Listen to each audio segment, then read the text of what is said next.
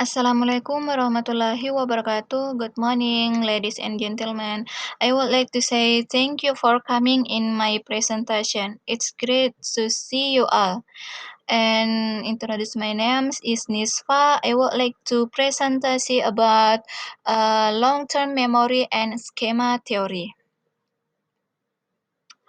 Okay, long-term memory in which permanent information is stored. Long-term memory, some of the information transferred to LTM is the attentional. As part of planet learning, but many things happen automatically, such as language. Content is stored in the LTM, including lexicon and knowledge of the syntaxis system.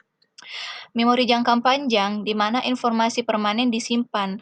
Long-term memory, di beberapa informasi yang ditransfer ke LTM disengaja dan itu merupakan bagian dari pembelajaran yang direncanakan. Namun, banyak hal terjadi secara otomatis seperti kompetensi bahasa disimpan di long-term memory termasuk leksikon dan pengetahuan tentang sistem sintaksis. Dan yang kedua, LTM involves multiple memory system with different function and different is declarative memory for fact and concept. Knowing that. Yang kedua, procedural memory for skill and process knowing how. Dan LTM melibatkan sistem memori dengan fungsi yang berbeda. Dan dua perbedaannya adalah memori deklaratif untuk fakta dan konsep mengetahui itu. Memori prosedural untuk keterampilan dan proses mengetahui caranya. John Anderson, Carnegie Mellon University menggunakan ini sebagai dasar untuk model akuisisi keterampilan yang berpengaruh untuk menunjukkan bagaimana jenis pengetahuan deklaratif tertentu secara bertahap menjadi prosedural. And for example, often given is learning to drive. The learner driver start with declarative information and must work through a series of steps in a very controlled procedural. Sebagai contoh, yang sering diberikan adalah seorang yang belajar mengemudi.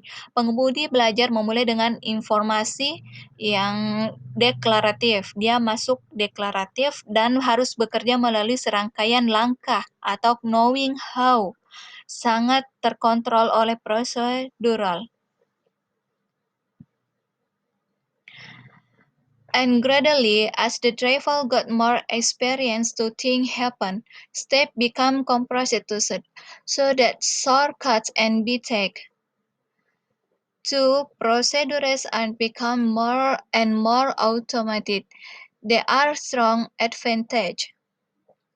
Dan lambat laun saat pengemudi semakin berpengalaman, ada dua hal yang terjadi, yaitu langkah-langkah menjadi terkomprehensif sehingga pintasan dapat diambil, dan yang kedua, proseduras, yaitu menjadi dan lebih otomatis. Ada keuntungan yang dapat didapatkan dari proseduralisasi ini, yaitu saat keterampilan menjadi lebih otomatis, mereka membutuhkan sedikit memori untuk bekerja.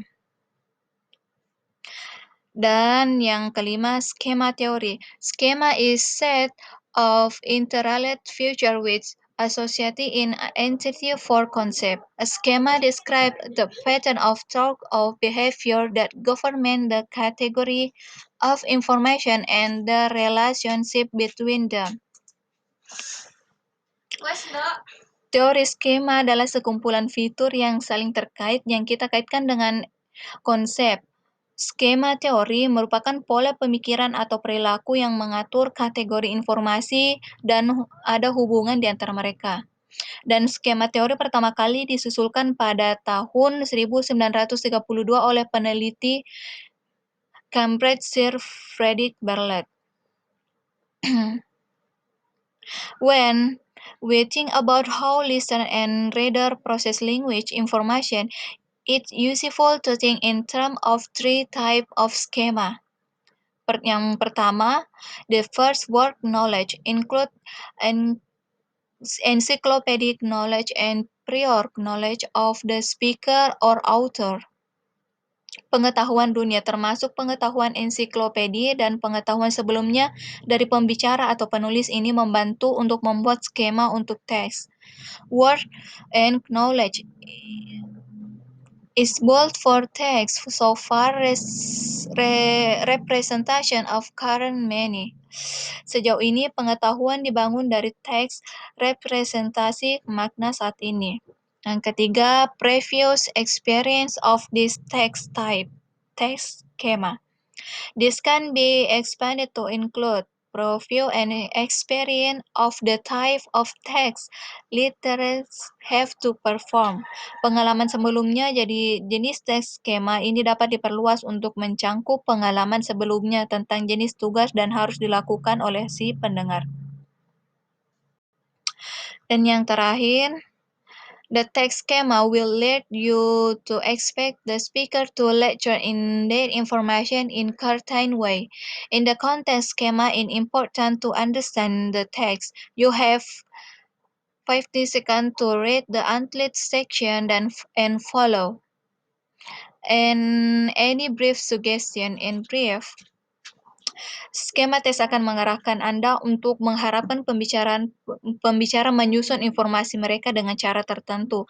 Dan dalam skema tes, penting untuk memahami isinya dan Anda memiliki 15 detik untuk membaca bagian judul berikut. Dan ada beberapa saran singkat, yaitu knowledge of the world serves to provide from an understanding. Pengetahuan tentang dunia yang berfungsi untuk memberikan kerangka kerja untuk pemahaman, mengaktifkan prediksi tentang teks yang cocok dengan konten yang sebenarnya, penarikan dukungan. Yang kedua, proses teks melibatkan mengatur representasi teks sejauh informasi baru terintegrasi, menentukan apa yang penting dan tidak penting. Ketiga, pengalaman sebelumnya dengan jenis teks membantu. Mengenal bagaimana informasi akan didistribusikan. Yang kedua, mengakui beberapa terlibat kita dengan pembicara atau penulis. Okay, I think this enough for my presentation. Thank you for attention. Wassalamualaikum warahmatullahi wabarakatuh.